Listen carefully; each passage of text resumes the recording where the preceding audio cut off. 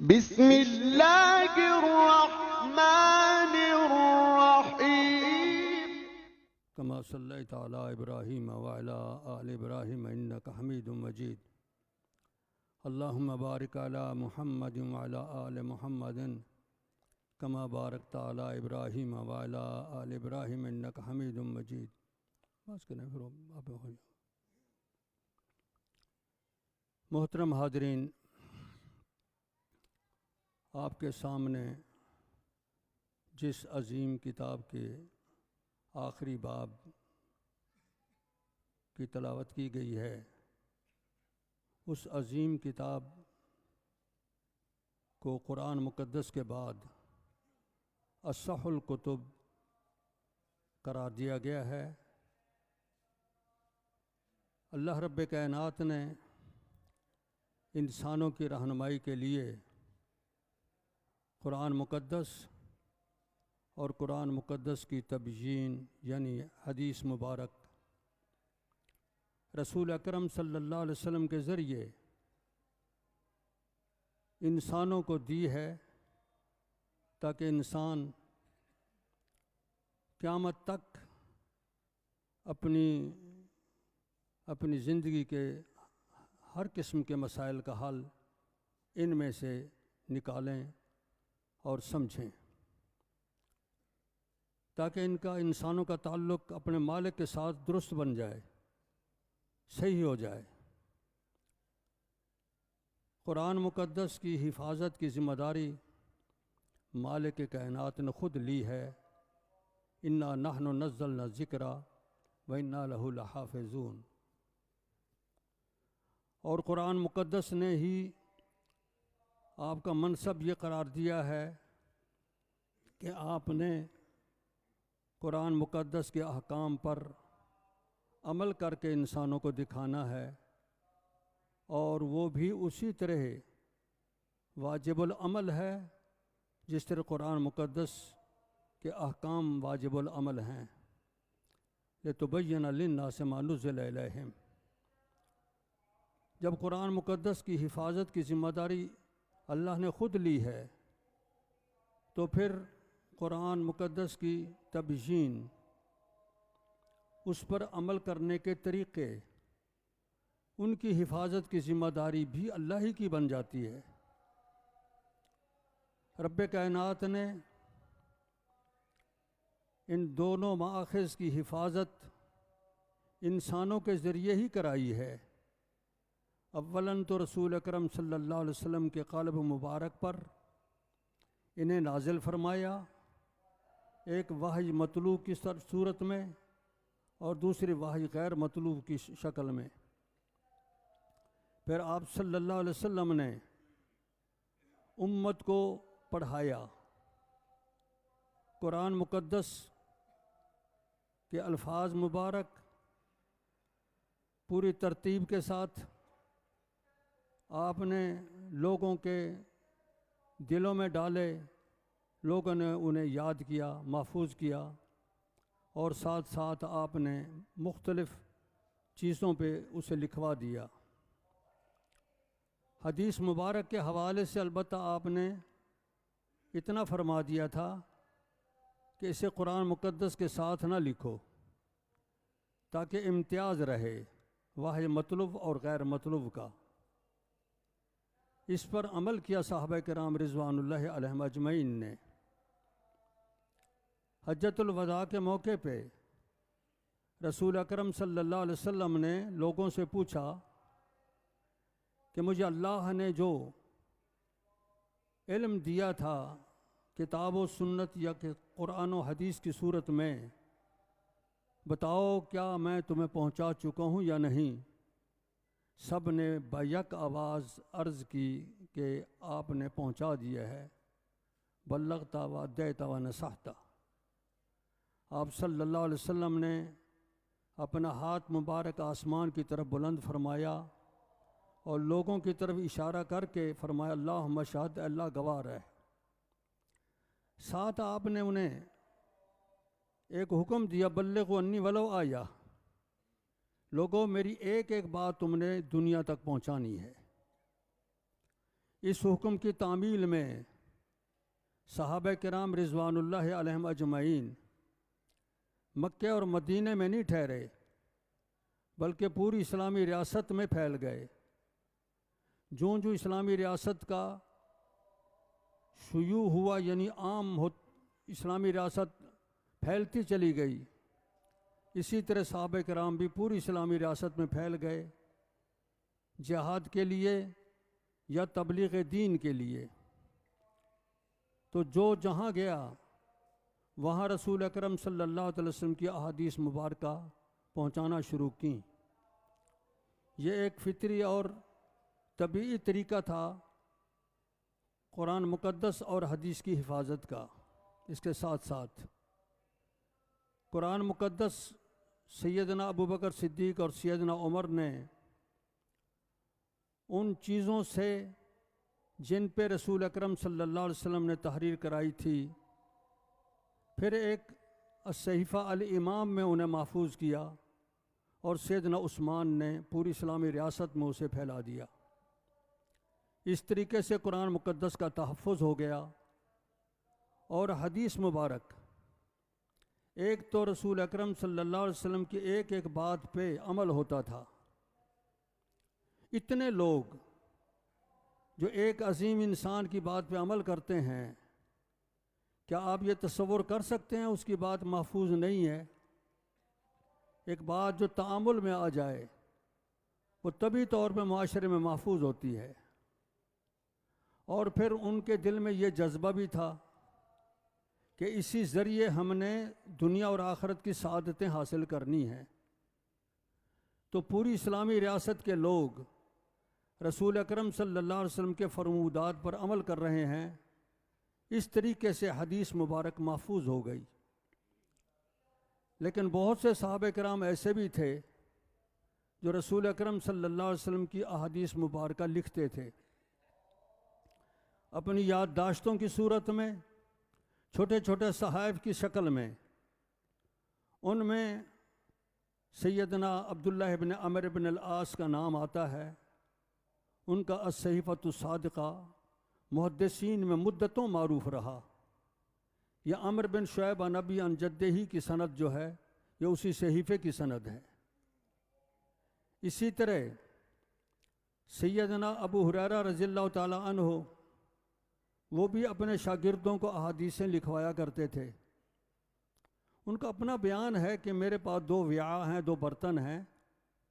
एक बर्तन की अहादीस तो मैंने फैला दी हैं, दूसरे बर्तन की हदीसें मैं आम नहीं करता, ख़ास लोगों को बताता हूँ। इससे भी अंदाज़ा होता है कि सैयदना अबू हुरैरा रज़ियल्लाहु ताला अन्हु ने अहादीस लिख के 2 बर्तनों में डाली हुई थी, अगर इस लफ्ज़ का हकीकी माना समझा जाए तो। लेकिन इसके साथ वो अपने शागिर्दों को इमला करके लिखवाते भी थे। उनमें एक बड़ा नाम आता है हम्माम बिन मुनब्बिह का। उनका एक सहीफ़ा दुनिया में आज तक महफूज है। सहीफ़ा हम्माम बिन मुनब्बिह के नाम से छप भी गया है। उसकी सनद इमाम अहमद रहमहुल्लाह ने बयान की है।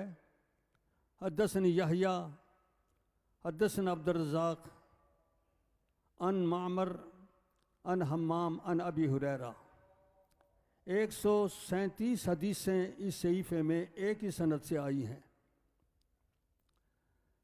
तो ये सहीफ़ा दुनिया में मकतबा ज़हरिया दिमश्क में भी महफूज है, बर्लिन की एक लाइब्रेरी में भी महफूज है, और इमाम अहमद रहमहुल्लाह ने भी अपनी अजीम किताब अल मुस्नद में इसे एक तरतीब के साथ महफूज कर दिया है, एक ही सनद के साथ।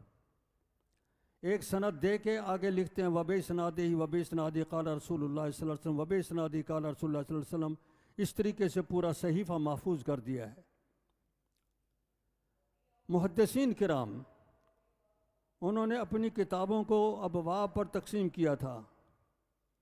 वो उस सहीफ़े की हदीसें मुख्तलिफ अबवाब में ले आए हैं इसी सनद के साथ। अब ये काम हम आज अगर देखते हैं, मुहद्दिसीन इमाम बुखारी, इमाम मुस्लिम, इमाम तिरमिज़ी, इमाम नसाई और इन तमाम हज़रात की काविश, और उधर इमाम अहमद के मुस्नद में सहीफ़ा, उधर मकतबा ज़हरिया में एक अलग से उसका तहफ़्फ़ुज़। इन सब को मिलाते हैं रवायात को तो एक लफ्ज़ का फ़र्क नहीं आता। ये दलील है इस बात की कि मुहद्दिसीन ने अपना काम इंतहाई अमानत और दयानत के साथ किया था। इसी तरह सैयदना अबू हुरैरा रज़ियल्लाहु ताला अन्हु के एक और सहीफ़े का पता भी चलता है। वह है शुऐब अन अबी ज़िनाद अनिल आरज अन अबी हुरैरा। ये भी एक सहीफ़े की सनद है। इमाम बुखारी एक दो मकाम पे इस सहीफ़े की रिवायत को यूँ बयान करते हैं। ये सनद बयान करके आगे फरमाते हैं नहनुल आखिरून साबिकून यौमल क़ियामा। और फिर वह बे इस्नाद ही कह के बाब की हदीस पेश करते हैं।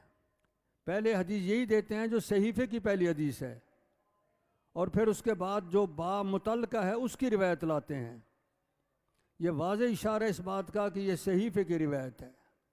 हाफिज़ इब्न हजर रहमहुल्लाह ने भी यही कहा है कि ये सहीफ़े की रिवायत है। तो इससे भी पता चलता है सैयदना अबू हुरैरा रज़ियल्लाहु ताला अन्हु के शागिर्दों को तलकीन की जाती थी कि वो अहादीस लिखें। इसी तरह ज़कवान का भी एक सहीफ़ा था। ये अमर बिन शुऐब अन अबी अन जद्दिही, इनकी रिवायात इमाम अहमद बिन हम्बल एक ही जगह तकरीबन 91 रिवायतें लाए हैं। इस सनद से 137 हदीसें लाए हैं हमाम बिन मुनब्बे की रिवायतें, और 55 रिवायतें लाए हैं आरज की रिवायतें एक ही जगह।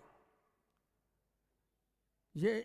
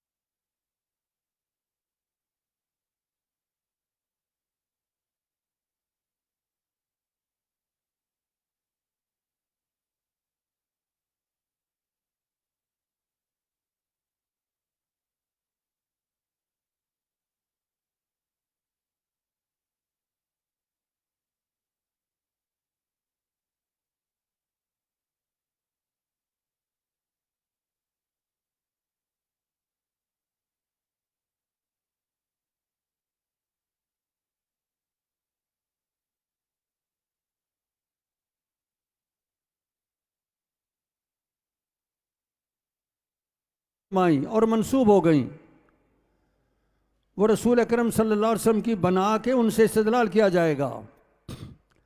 अल्लाह पाक ने मुहद्दिसीन के दिल में ये बात डाली कि अब तुमने इसकी छांटी करनी है। चुनाचे इमाम बुखारी रहमहुल्लाह जैसे उज़मा ने इस काम को सरअंजाम दिया और इस तरफ तवज्जो कई हवाले से उनकी मबजूल हुई।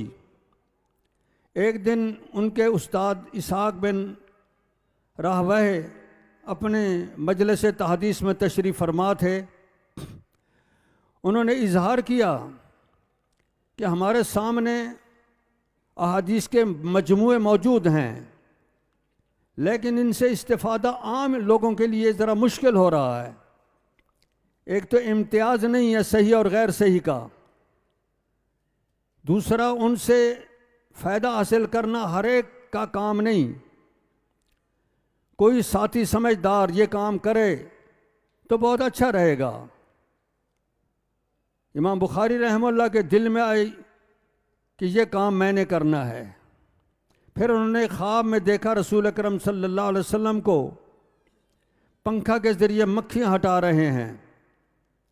इसकी ताबीर भी मुअब्बिरीन ने यही दी कि अल्लाह रब्बे करीम तुमसे ऐसा काम लेगा जिससे रसूल अकरम सल्लल्लाहु अलैहि वसल्लम की तरफ गलत निस्बत करने वाले लोगों को तुम आप हटा दोगे। तो इस हवाले से भी उनके दिल में ये बात मजबूत बैठी कि मैंने ये काम करना है। अलबत्ता उनके सामने जो बातें आईं इस अंदाज की कि कज़ा में, फतावी में, मसाइल के बताने में बाज़ इलाक़ों में ये रिवाज हो चला कि जिस मसले में हदीस रसूल किसी के पास नहीं है तो वह अपने उस्ताद की बातों को मद्देनज़र रख के उनमें से इस्तिखराज करते, उनसे इस्तिंबात करते। एक तो इमाम बुखारी रहमतुल्लाह ने यह महसूस किया कि बाज़ इलाक़ों में ये काम शुरू हो चुका है, बिलखुसूस उन लोगों की तरफ से जो हुकूमती मनासिब भी आ चुके थे। इमाम साहब ने वो तरीक़ जो सहाबा किराम के दौर में था कि हर नया पेश आने वाला मसला उसको रसूल अकरम सल्लल्लाहु अलैहि वसल्लम के अल्फाज से हल किया जाए। कोई इंसान अपनी ज़ाती राय को मद्देनज़र न रखे, न ही किसी गैर मासूम इंसान को यह मकाम मिलना चाहिए कि उसकी सब बातें कही हुई दुरुस्त हों और उन्हीं बातों में से ये समझा जाए कि उसके सामने फ़लाँ ज़ाब्ता है, लिहाजा ज़ाब्ते के तहत हम आगे तखरीज करेंगे। यह मकाम किसी को नहीं मिलना चाहिए सिवा इमामुल अंबिया मोहम्मद रसूलुल्लाह सल्लल्लाहु अलैहि वसल्लम के। सहाबा किराम का तरीक़ इस्तिखराज भी यही था और इमाम बुखारी रहमतुल्लाह ने भी अपनी इस अजीम किताब में यही तरीक़ जारी किया। इसके लिए उन्होंने जो तबवीब की है उसमें तराजे अबवाब लिखे हैं। बाज तराजे में अबवाब तो बहुत वाज़े हैं। एक मसला लिखते हैं ऊपर, वो भी बिलउमूम हदीस की सूरत में, फिर उसके मुताबिक जो हदीस उनके मेयार पर उतरती है उस हदीस को लाते हैं। और मज़े की बात है इमाम बुखारी रहमतुल्लाह का अपना ही मेयार था, उस मेयार से कम तर आना उनको गवारा नहीं था। उस मेयार का इस्तिखराज हमने मुहद्दिसीन ने एक तो उस नाम से किया है जो उन्होंने अपनी इस अजीम किताब का रखा, दूसरा पूरी किताब के इस्तिक़रा से, तलाश से कि उन्होंने किस अंदाज की सनदें दी हैं उससे इस्तिंबात किया है। उनके नाम रखने से तो इस तरह कि उन्होंने अपनी किताब का नाम रखा अल जामे अल मुसनद अस सही मिन हदीस रसूलिल्लाह सल्लल्लाहु अलैहि वसल्लम, व सुननिही व अय्यामिही मिन उमूर रसूलिल्लाह सल्लल्लाहु अलैहि वसल्लम व सुननिही व अय्यामिही। अल जामे एक इस्तिलाह है, यानी जिस अजीम किताब में रसूल अकरम सल्लल्लाहु अलैहि वसल्लम की आदात भी होंगी, रोज़मर्रा मामलात के मसाइल भी आएंगे, इसमें आपके अय्याम और मगाजी का तज़किरा भी होगा, इसमें फितन इसका तज़किरा भी आएगा, और इस अजीम किताब में कुरान मुक़द्दस की तफसीर के हवाले से भी बातें आएंगी, इबादात के हवाले से भी, बुयू और निज़ाम तिजारात के हवाले से भी, ज़राअत के हवाले से भी। मकसद है इंसानी ज़िंदगी का जिन भी मामलात से ताल्लुक़ है, सब के हवाले से रसूल अकरम सल्लल्लाहु अलैहि वसल्लम की अहादीस पेश की जाएंगी। अल जामे में तो ये बात मलहूज़ रखी। अल मुस्नद में ये बताया गया कि कोई भी बात बग़ैर सनद के नहीं आएगी। सही में ये बात बताई कि इसमें जो बयान करने वाले रिजाल हैं वह आदिल होंगे, तामुज़्ज़ब्त होंगे, उनमें कोई मुदल्लस नहीं होगा, कोई रिवायत शाज़ और मालूल नहीं होगी। अगर कोई मुदल्लिस है तो उसकी तदलीस उठानी ज़रूरी होगी, या मुताबत के ज़रिए या तसरी सिमा के ज़रिए।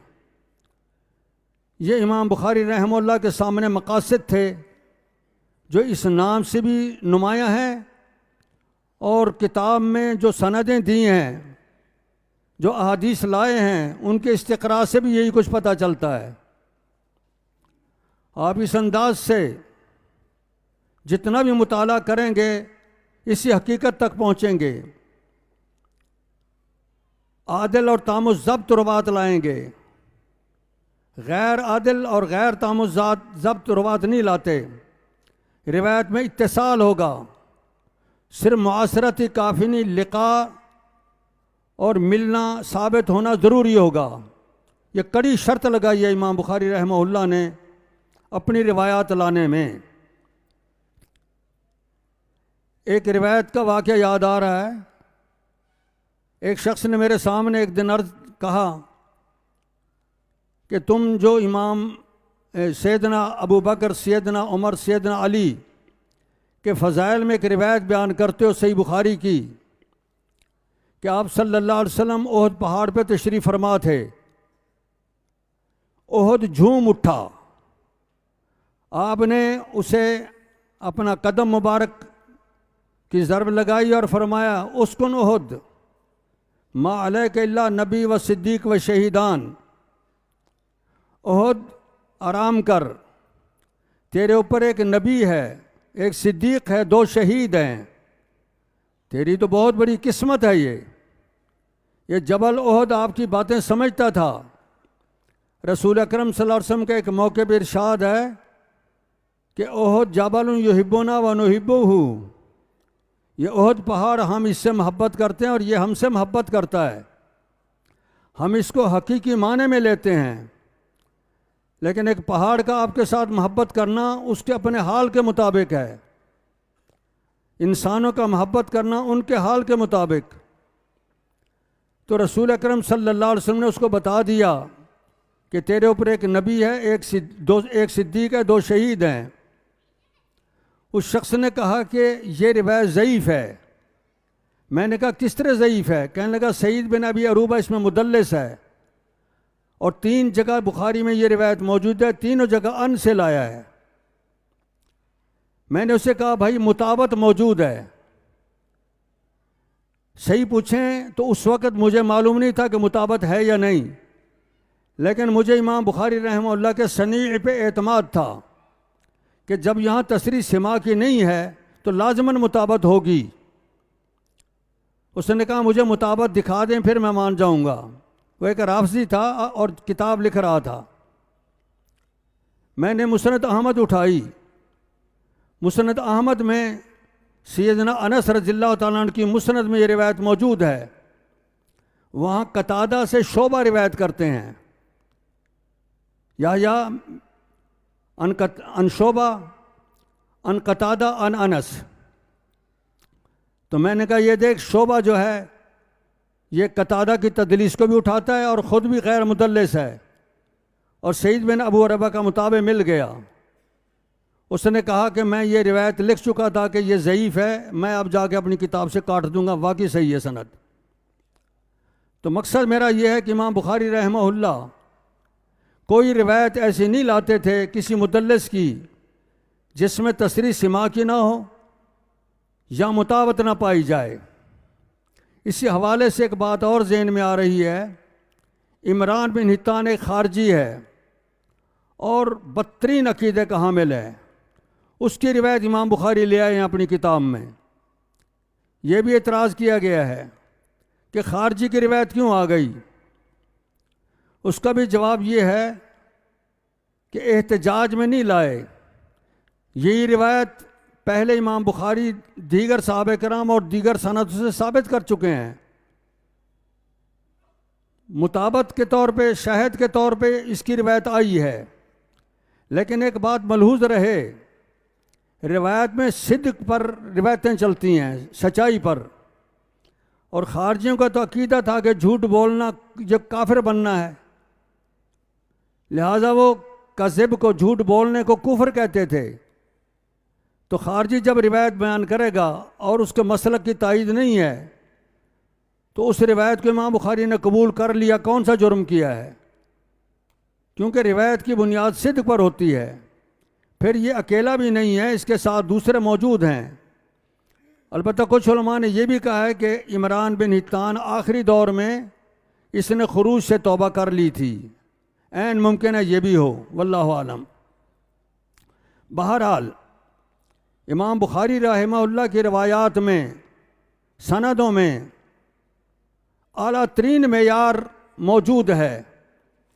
यही वजह है कि उनकी अक्सर सनदें रुबाइयात हैं, खुमासी यानी 5 वास्ते वाली या 6 वाली, 7 वाली, 7 और 8 वाली तो बहुत थोड़ी हैं, 9 वास्तों वाली सिर्फ एक सनद है। सुलासियात इमाम बुखारी के दौर के लोगों में सबसे ज़्यादा हैं।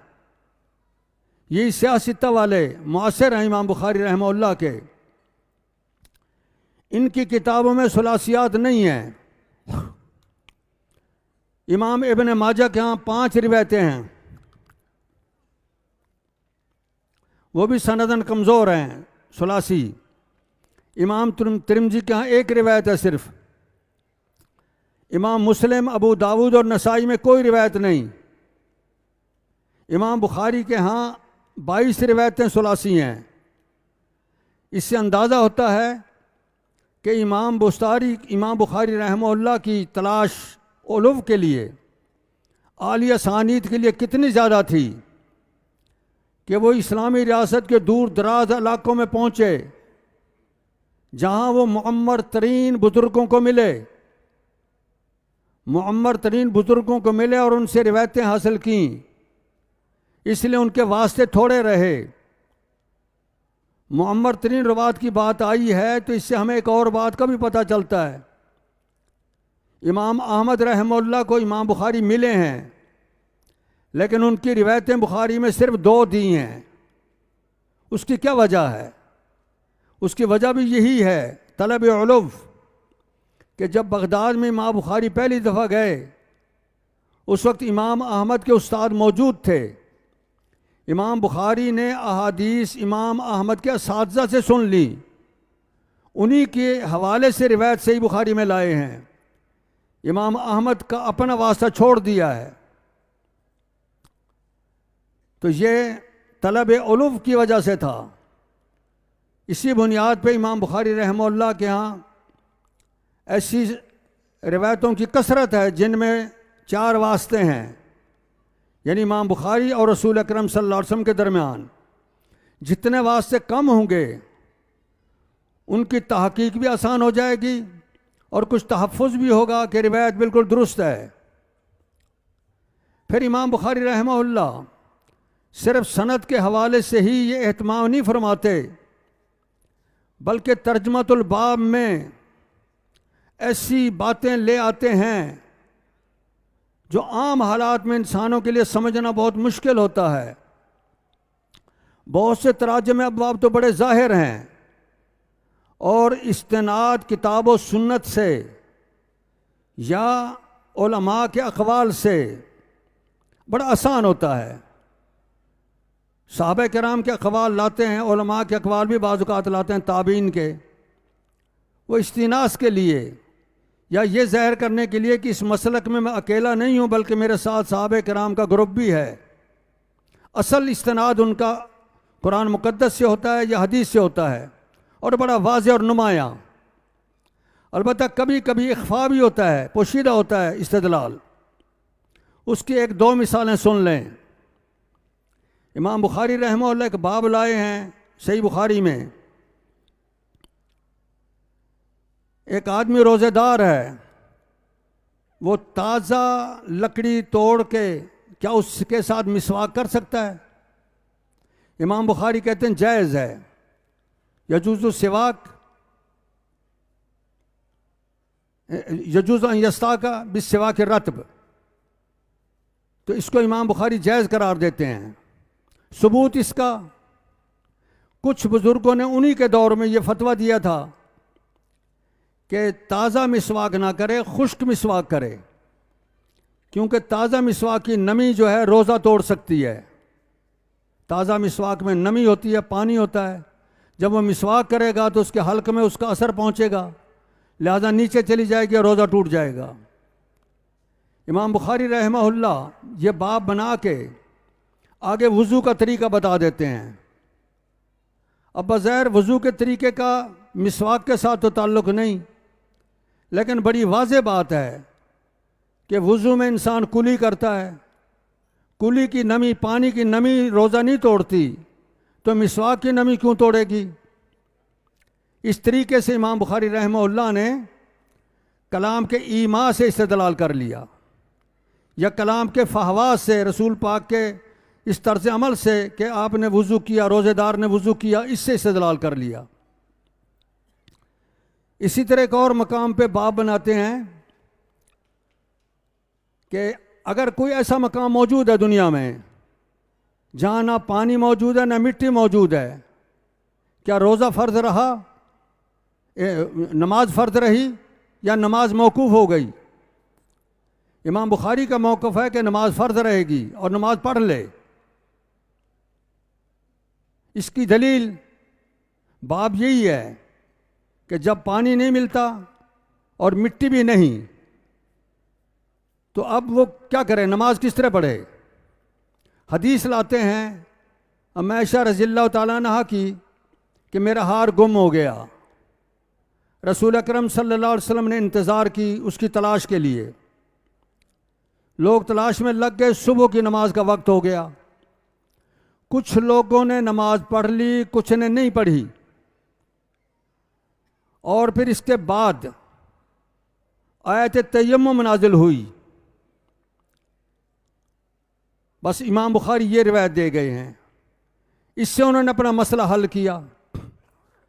बज़ाहिर इससे मसला हल नहीं होता, क्योंकि यहाँ तो मिट्टी मौजूद है, पानी नहीं है, मिट्टी मौजूद है। लेकिन इमाम बुखारी का इस्तिंबात इस तरीके से है कि जिस वक़्त मिट्टी से तयम्मुम की मशरूइयत नहीं थी, आयत नाज़िल नहीं हुई थी, उस वक़्त तो गोया मिट्टी नहीं है ना पानी है, और कुछ लोगों ने नमाज पढ़ ली। रसूल अकरम सल्लल्लाहु अलैहि वसल्लम ने उनको उस नमाज के इआदे का हुक्म नहीं दिया। तो उस वक़्त पोजीशन ये थी कि पानी भी नहीं था और मिट्टी भी नहीं है, कि मिट्टी से तयम्मुम करने की मशरूइयत उस वक़्त तक नाजिल ही नहीं, गोया मिट्टी है ही नहीं। तो उस वक्त नमाज पढ़ी है लोगों ने। लिहाजा अगर आज कोई बंदा खला में है और वहाँ उसको पानी नहीं मिलता, ना ही मिट्टी है, तो नमाज उसको पढ़नी पड़ेगी, वहाँ भी नियत करके नमाज पढ़ ले। यह है इमाम बुखारी रहमहुल्लाह का मौक़िफ़। बड़े बारीक अंदाज से मसले को हल कर गए। अच्छा, कभी ऐसा होता है कि ख़ुद तर्जुमतुल बाब ही मुबहम रह जाता है। एक बाब फरमाते हैं, मन बादा बिलहिलाब अभी तीब ले इख्तिसाल। हिलाब एक बर्तन है जिसमें ऊँटनियों का दूध दोहते थे, वो लेके उससे इंसान शुरू करे नहाना, या नहाने से पहले खुशबू लगाए। अब इसमें क्या मकसद बनता है? हकीकत यह है, इसमें बाज़ रिवायतें उनके जहन में हैं, जो अहले इल्म तबका जानता है उन्हें, वो है कि रसूल अकरम सल्लल्लाहु अलैहि वसल्लम इहराम से पहले खुशबू लगाते थे, फिर नहाते थे। यह हज़रत आयशा रज़ियल्लाहु ताला अन्हा की रिवायत है। तो उस रिवायत को पेश नज़र रख के इमाम बुखारी ये तर्जमतुल बाब दे रहे हैं कि एक आदमी नहाना चाहता है, वो बग़ैर खुशबू लगाए नहा ले तो ठीक है, या इग़्तिसाल से पहले खुशबू इस्तेमाल कर ले, जिस तरह मुहर्रम एहराम की हालत में आपने किया तो ठीक है, वो कर ले तो ठीक है, ये कर ले तो भी ठीक है, कोई हर्ज नहीं। तो तर्जमतुल बाब का मफ़हूम समझ आ गया। इसी तरह एक बाब बनाया इमाम बुखारी रहमहुल्लाह ने, कैफियतुल इग़्तिसाल मिनल जनाबा, कि जनाबत से किस तरह नहाया जाए। आगे रिवायत देते हैं, एक औरत आई रसूल अकरम सल्लल्लाहु अलैहि वसल्लम की खिदमत अक़दस में, अर्ज़ की, या रसूलल्लाह सल्लल्लाहु अलैहि वसल्लम, मैं कैफ़ अग़्तसिल मिनल महीज़, हैज़ से मैं किस तरह नहाऊं। आपने फरमाया, जो वहाँ बुखारी में रिवायत है, सुम्मा खुज़ी फ़िरसत मुमस्सकतन फ़ततहरी बिहा, कि एक पंबा खुशबूदार ले और उससे तहारत हासिल कर। वो शर्मिंदा से होगी, कहने की कैफ़ा तताहर बिहा, या रसूलल्लाह मैं कैसे इसे तताहर हासिल करूं। अब मैं ऐसा मफ़हूम आपका समझ गई, अलग ले गई और समझाया कि बू को हटाने के लिए ये खुशबू इस्तेमाल कर। अब सवाल ये पैदा होता है कि इमाम बुखारी ने तर्जमतुल बाब बनाया था कि जनाबत से इग़्तिसाल कैसे हो, यहाँ जनाबत का तज़किरा ही नहीं रिवायत में। सवाल महीज़ से इग़्तिसाल का था, और फिर जो आगे हदीस नकल की है उसमें इग़्तिसाल मिनल महीज़ का तज़किरा भी नहीं है। असल बात यह है, इसमें इमाम बुखारी सुम्मा के लफ्ज़ से इस्तेदलाल कर गए हैं। सुम्मा खुज़ी फ़िरसत मुमस्सकतन, फिर ले। इस सुम्मा का लफ्ज़ बता रहा है कि इससे पहले कुछ जुमले हैं, वो अहादीस के माहिरीन को पता है, वो खुद समझ जाएंगे। वो लफ्ज़ जान के तशीज़न ले अज़हानी तुल्लाब, इमाम बुखारी छोड़ गए हैं वो अल्फाज, वो सही मुस्लिम में मौजूद हैं। उसमें रसूल अकरम सल्लल्लाहु अलैहि वसल्लम ने उस माई को मही से इग़्तिसाल की पूरी कैफियत बताई कि इस तरीके से नहा, उसके इस्तेमाल कर। तो आप सल्लल्लाहु अलैहि वसल्लम ने उसे इग़्तिसाल का तरीका बताया था, बुखारी में छोड़ दिया है ताकि तुल्लाब जो अपना जहन पे दबाव डालें और समझें कि यहाँ क्या था। सुम्मा का लफ्ज़ दलालत कर रहा है। लेकिन मज़े की बात है, वहाँ भी जो बाब है इमाम बुखारी का, जनाबत से इग़्तिसाल की कैफियत का सवाल है, और यहाँ महीज़ की इग़्तिसाल की कैफियत का बयान है। तो इमाम बुखारी क्यास कर रहे हैं गोया जनाबत को महीज़ पर, कि जिस तरह एहतमाम के साथ महीज़ का इग़्तिसाल होता है, इसी तरह एहतमाम के साथ जनाबत का इग़्तिसाल भी होना चाहिए। तो ये सारी बात इमाम बुखारी रहमहुल्लाह अपने दकीक अंदाज पे तुल्लाब को समझा गए। कभी ये अंदाज़ होता है, कभी इंतहाई वाज़ेह अंदाज इख्तियार करते हैं। मसलन कहते हैं कि देखो भाई, एक आदमी नमाज पढ़ता है, अकेला है, इमाम है, मुसाफिर है, जहरी नमाज है, सिर्री नमाज है, सब में किरात करनी पड़ेगी। दलील ला सलात लिमन लम यक़रा बिफ़ातिहतिल किताब, जो फ़ातिहतुल किताब नहीं पढ़ता उसकी नमाज नहीं। सरी दलील हो गई, और सबके लिए हो गई, आम लफ्ज़ है। लिमन लम यकरा, जो नहीं पढ़ता उसकी नमाज नहीं। यहाँ तर्जमतुल बाब और हदीस बिल्कुल वाज़े हैं, तो कभी ये अंदाज इख्तियार कर जाते हैं इमाम रहमहुल्लाह। एक और मकाम भी जहन में आ रहा है, वो भी चलो बताता चलूँ। शिकारियात के हवाले से इमाम बुखारी एक बाब लाए हैं कि हरन का शिकार हलाल है या नहीं। हदीस देते हैं कि शहीद का जो खून है क़यामत के दिन उसकी महक कस्तूरी से ज़्यादा अच्छी होगी। अब बाब है शिकारियात का, किताब तसय्युद की है, बाब है हरन के हवाले से, और हदीस आई है शहीद की कि मिस्क कस्तूरी की तरह उसकी जो खून है वो क़यामत के दिन खुशबू देगा। इस्तिदलाल इमाम साहब का इस अंदाज में है कि अगर मिस्क हराम होती तो शहीद के खून को उसके साथ तशबीह ना दी जाती। इससे मालूम होता है मिस्क और कस्तूरी जो है ये पाक चीज़ है, जो पाक होती है वह काबिल इस्तेमाल है। और मिस्क ये हरन के जौफ में, पेट में एक झल्ली होती है, उसमें खुशबू होती है, तो मालूम होता है हरन हलाल है, लिहाजा हरन का शिकार भी हलाल है। इस अंदाज से इमाम बुखारी रहमहुल्लाह ये मसला पूरा समझा गए।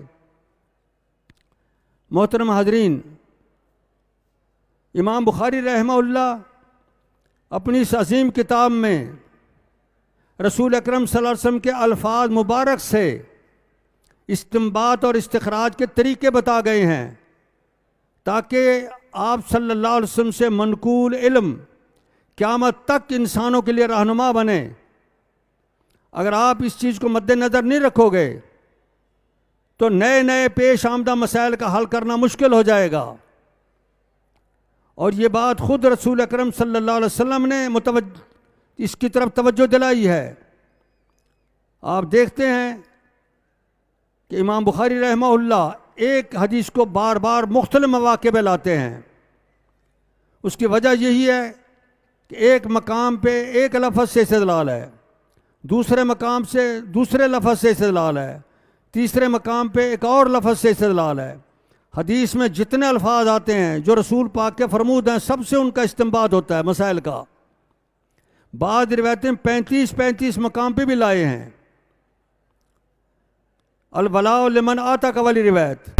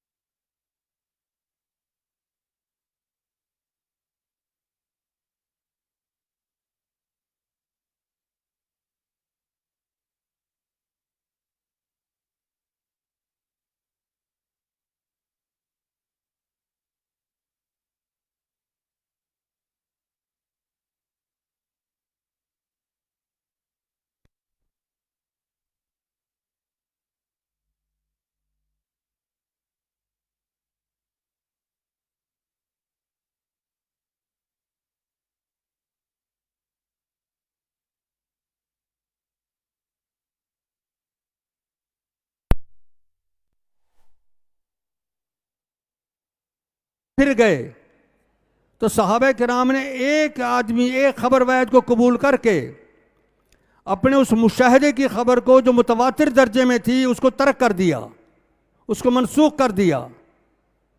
इमाम बुखारी से इस्तिंबात करते हैं कि अगर किसी वाक़े में रसूल पाक सल्लल्लाहु अलैहि वसल्लम से एक सहाबी की रिवायत आ जाए, सनद सही है, उसको कबूल किया जाएगा, उसको मुस्तरद नहीं कर सकते। इसी तरीके से एक और ज़ाब्ता घड़ लिया कि अगर एक रावी अपनी रिवायत के खिलाफ अमल करे या अपनी रिवायत के खिलाफ फतवा दे, उसकी रिवायत नाकाबिल कबूल बन जाती है। इसकी दो मिसालें मैं अर्ज़ करता हूँ आपके सामने। एक है हदीस ख़ियार मजलिस बै में। हदीस में है कि दो आदमी दो फरीक बै करते हैं, इजाब कबूल हो गया, जब तक उस मजलिस में खड़े हैं दोनों को इख्तियार है, वो मुस्तरद कर सकते हैं। लेकिन अहनाफ ने इसे कबूल नहीं किया। वो कहते हैं कि निकाह एक अक़द है, ये भी एक अक़द है, बै एक अक़द है। औफू बिलउक़ूद, जब बै हो गई अक़द को पूरा करो। जिस तरह निकाह एक अक़द है उसे पूरा किया जाता है और ख़ियार मजलिस अक़द निकाह में नहीं, लिहाजा अक़द निकाह पे क़यास करके बै के अक़द को हम नहीं मानेंगे, ख़ियार मजलिस नहीं मानेंगे कि जब तक उस मजलिस में खड़े हैं उस वक्त तक उनको इख्तियार है, बल्कि जो ही बै पुख्ता हुई, ईजाब कबूल हुआ और दूसरी बात शुरू हुई, ख़त्म हो गया, बै पुख्ता हो गई, अब ख़ियार ख़त्म है। अब चूँकि हदीस में मौजूद है, सैयदना अब्दुल्लाह बिन उमर की रिवायत है कि ख़ियार मजलिस है। इमाम बुखारी रहमहुल्लाह उनके इस ज़ाब्ते कानून को नहीं मानते।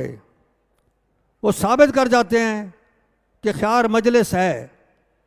बाकी रहा अक़द निकाह पे क़यास करना, जहाँ नस आ जाए वहाँ क़यास की ज़रूरत ही नहीं रहती, इसलिए ये क़यास ही मुस्तरद है। क्योंकि क़यास में शर्त यह है कि जिसको तुम क़यास कर रहे हो उसमें ख़ुद नस मौजूद ना हो।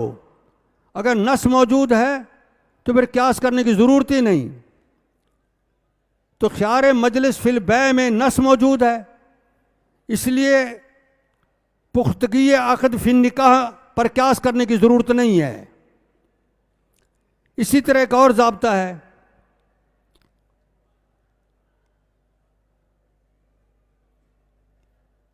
सैयदना अबू हुरैरा रज़ियल्लाहु ताला अन्हु ये रद्द किया ख़बर को क़यास के ज़रिए, इनकार की मिसाल नहीं, ये क़यास के ज़रिए उन्होंने ख़त्म किया।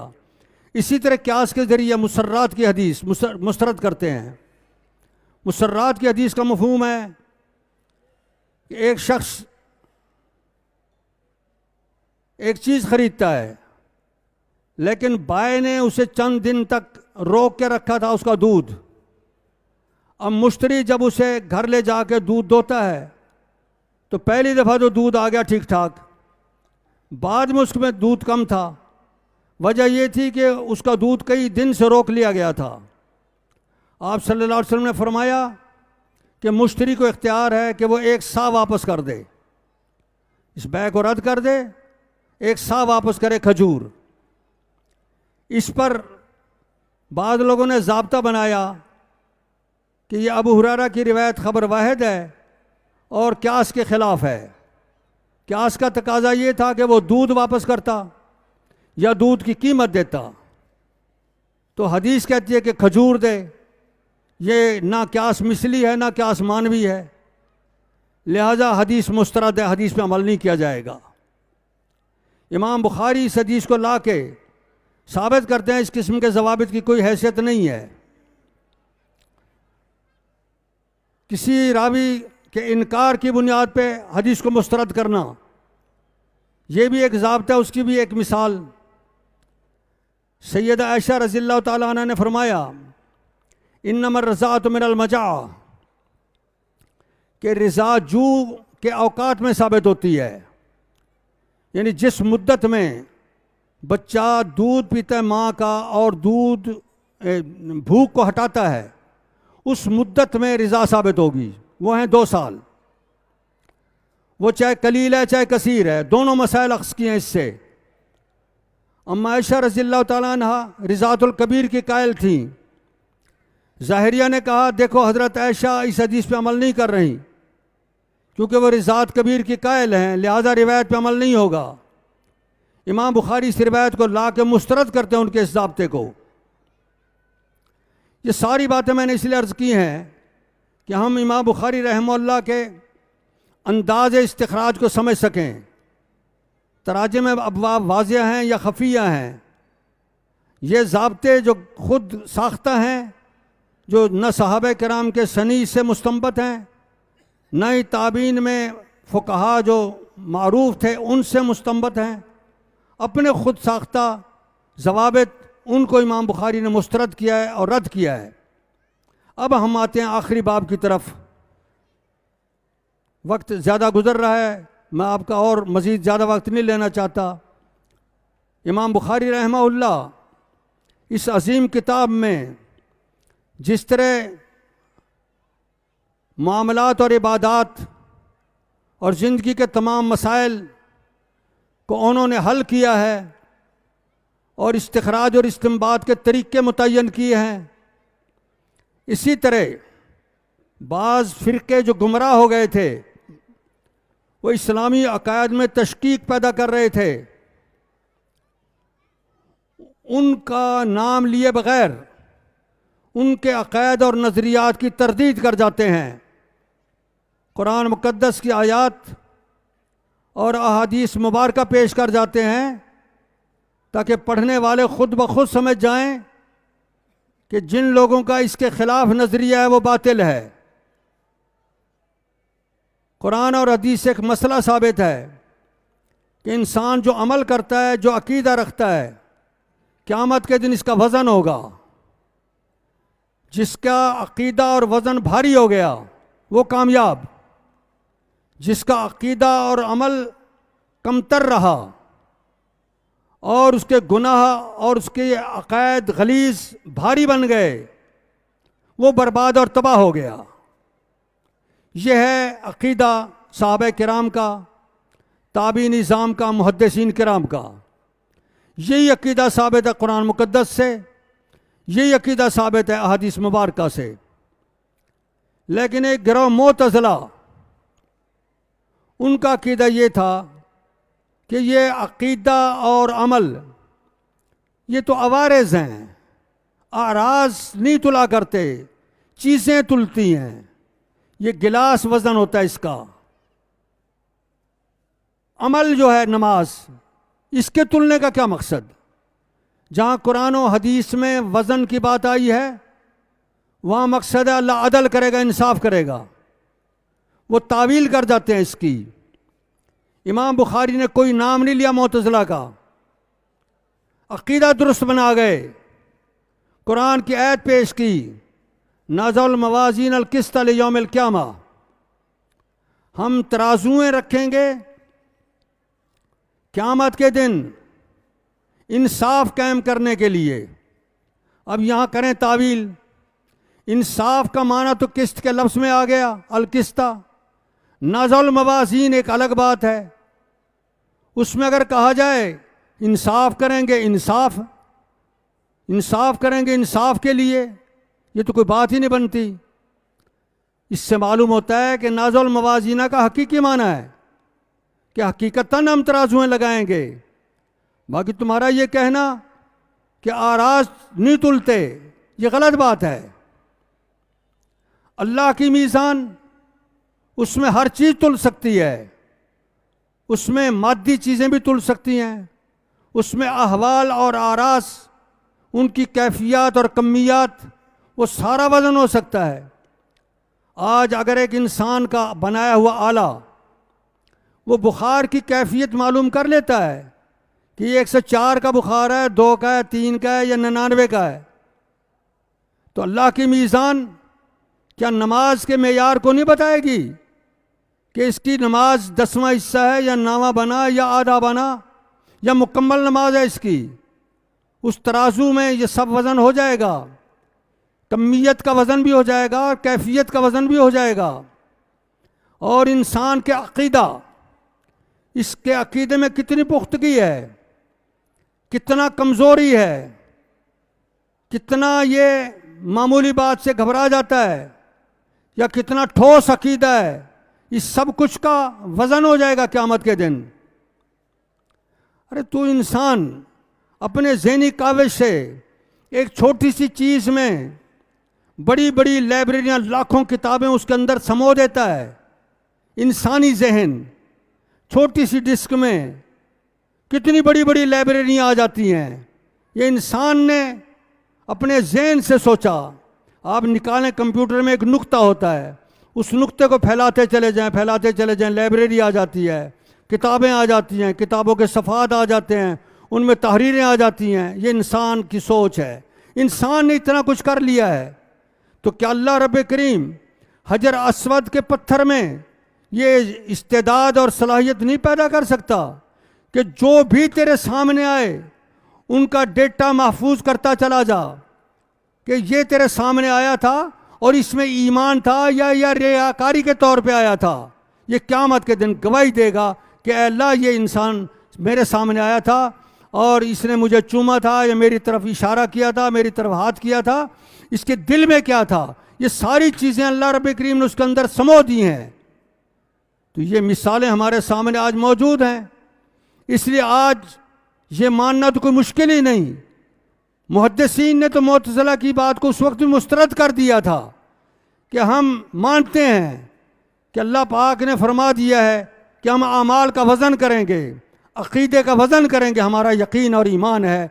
इस बुनियाद पर इमाम बुखारी ने फरमाया, अन्ना आमाल बनी आदम व कौलम यूज़न, इंसानों के आमाल और उनका कहा ये वज़न किया जाएगा। कहा में कुरान की तलावत भी आ जाती है। एक और मसला भी बीच में ज़िमनन हल कर गए कि कुरान मुक़द्दस जो अल्लाह की सिफत है वो गैर मखलूक और कदीम है, लेकिन हम जो पढ़ते हैं, हमारी तलावत, हमारा फ़ेल है, ये मखलूक है, इसको हम कदीम नहीं कह सकते। तलावती ये मेरा फ़ेल है और खलक़कुम वमा तामलून, हमारे फ़ेल को अल्लाह पाक ने पैदा किया है। ये मसला भी वह कौलम यूज़न में बयान करके गोया। कौला मुजाहिद अल किस्तास अल आदल बिल रूमिया, इमाम बुखारी रहमतुल्लाह की आदत मुबारक है, एक लफ्ज़ जो आता है ना उसके करीबी अल्फाज के मानी बता जाते हैं। अल किस्ता का लफ्ज़ जो आया था आयत में, तो किस्तास का माना बता गए कि रूमी ज़ुबान में अदल को कहते हैं, तो किस्ता का माना अदल हो गया। इसमें एक और बात का इशारा भी मौजूद है कि हमें कुरान की तफसीर में मुजाहिद ऐसे मुफस्सिरीन की तफसीर नकल करनी पड़ेगी जो लोग अवैल मुफस्सिरीन की आरा को, सहाबा किराम के फ़हम को, ताबीन निज़ाम के फ़हम कुरान को मद्देनज़र नहीं रखते और अपने अंदाज पे कुरान सोचने की कोशिश करते हैं। उनका नतीजा भी तो ये है कि वो कहते हैं ये नमाज जो थी ना, ये एक ट्रेनिंग थी। उस दौर में लोग तलवार की जंग लड़ते थे, भागना पड़ता था, उठना पड़ता था, नीचे बैठना उठना पड़ता था, जल्दी जल्दी उसकी प्रैक्टिस कराई जाती थी। ये कोई इबादत रब्बानी नहीं है। उनका जहन बेचारों का इस हद तक पहुंचा है। क्यों? इसलिए कि इन्होंने कुरान को समझना सिर्फ अपनी अक़ल पे मुनहसर कर लिया, इसलिए ये ठोकरें खा रहे हैं। और ये आज के मुअतज़िला हैं, ये जितने मुनकरीन हदीस फिरते हैं। आगे इमाम बुखारी रहमतुल्लाह फरमाते हैं कि अल किस्त मस्तरुल मुक़सिद, कि किस्त जो है मुक़सिद का माखज़ है। मुक़सिद का मस्तर तो इकसात है और इकसात का मस्तर किस्त है। तो मस्तरुल मस्तर था, इसलिए फरमाया अल किस्त मस्तरुल मुक़सिद। वहुवल आदिल, मुक़सिद का माना जब बाब इफ़ाल में आ जाता है तो आदिल का माना बन जाता है, मुनसिफ का माना बन जाता है। और कासित अगर मुजर्रद है फवल जायर, वो जालिम है। कासता और अक्सता का माने में फ़र्क यही पड़ गया। कासाता का माना दूसरा हिस्सा, दूसरे का हिस्सा लेना, ये जुल्म है। अक्साता का माना है दूसरे का हिस्सा दे देना, ये अदल है। हदीस पेश की, हद्दसना अहमद इब्न इश्काब। ये हदीस इमाम बुखारी 3 जगह लाए हैं बुखारी शरीफ में, उस्ताद कुतैबा के हवाले से, उस्ताद ज़ुहैर बिन हर्ब के हवाले से, और इस जगह अहमद बिन इश्काब के हवाले से। एक दावात में फजल तस्बीह में लाए, अल-ऐमान व नुज़ूर में लाए। वो मकामात तुल्ला पहले पढ़ चुके हैं। तस्बीह की फजीलत इस हदीस में मौजूद है। इस बिना पे दूसरी सनद से वहाँ ले आए, और इसमें यमीन और नज़र का मसले का हल भी है, इसलिए ऐमान और अंजार में भी लाए। एक और उस्ताद के हवाले से यहाँ वज़न अमाल की बात थी, यहाँ अहमद बिन इश्काब की रिवायत ले आए। वो मोहम्मद बिन फुज़ैल से रिवायत करते हैं। मुतार सनद यहाँ मोहम्मद बिन फुज़ैल है, इससे रिवायत फैल गई है। इमाम बुखारी के 3 उस्ताद हैं, इमाम तिरमिज़ी का अपना उस्ताद है, इमाम मुस्लिम का अपना उस्ताद है। मोहम्मद बिन फुज़ैल से रिवायत आम हो गई है, मशहूर हो गई है। ऊपर तफर्रुद सिफ़ात अल मखलूक, अल्लाह अर्श पे होते हुए नुज़ूल इला समाए दुनिया फरमाता है। यंज़िल इला समाए दुनिया वह मुस्तमिन अलल अर्श, उस वक़्त भी ये मखलूक है। अगर वो कराची में है तो मुल्तान में नहीं, मुल्तान में है तो लाहौर में नहीं, ये मखलूक की बात है। अल्लाह के लिए ये बात नहीं है। अल्लाह अर्श पे मुस्तवी होते हुए आसमान दुनिया पे नुज़ूल फरमाता है, जिस तरह हदीस में आता है। अल्लाह का यद है, हाथ है अल्लाह का, तबारकल्लज़ी बियदिहिल मुल्क। लेकिन मखलूक के हाथ के मुशाबे नहीं किसी भी बात में, ना कमियत में ना कैफियत में। अल्लाह का वजह है, कुल्लु शैन हालिकुन इल्ला वजह, लेकिन अल्लाह के वजह को किसी मखलूक के वजह के साथ तशबीह देनी जायज़ नहीं, ना कमियत में ना कैफियत में। वो अपनी ज़ात में, अपनी सिफ़ात में ला युशाबिहुल मखलूक, किसी मखलूक के मुशाबे नहीं है। इसलिए वो मोहब्बत करता है, लेकिन मखलूक की मोहब्बत के साथ उसकी मोहब्बत मुशाबे नहीं, वो अपनी शान के मुताबिक मोहब्बत करता है। हबीबतान इलर रहमान सकीलतान फिल मीज़ान, वो 2 जुमले मीज़ान में भारी होते हैं। कौन से 2 जुमले हैं? सुबहान अल्लाह व बिहम्दिही सुबहान अल्लाहिल अज़ीम। मेरे सारे भाइयों एक दफ़ा ये जिक्र कर लो, सुबहान अल्लाह व बिहम्दिही सुबहान अल्लाहिल अज़ीम। पाक है अल्लाह की ज़ात हर किस्म के ऐब से, हर किस्म के नक़स से, जो बहुत अजीम है। और पूरी कायनात को जो कमालात, जो चीज़ें, जो नेमतें मिल रही हैं, सब उसी की तरफ से हैं। ये सुबहान अल्लाह व बिहम्दिही का माना, वो पाक है ऐब और नक़स से, और कमाल की तमाम सिफ़तों का मालिक है।